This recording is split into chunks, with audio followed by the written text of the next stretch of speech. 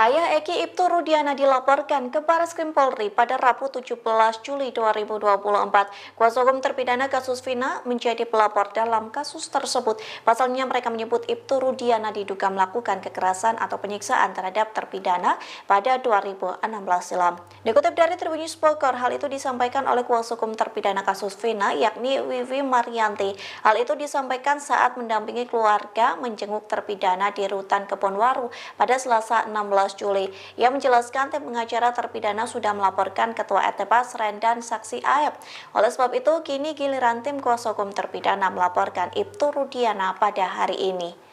Wiwi mengatakan 4 kliennya yang divonis seumur hidup adalah Eka Sandi, Hadi Saputra, Supriyanto, dan Rivaldi alias Ucil. Keempat terpidana itu mengaku mendapat penyiksaan dari Ibtu Rudiana.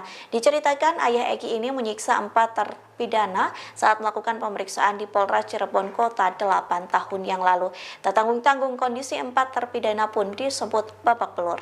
Download Tribun X sekarang, menghadirkan lokal menjadi Indonesia.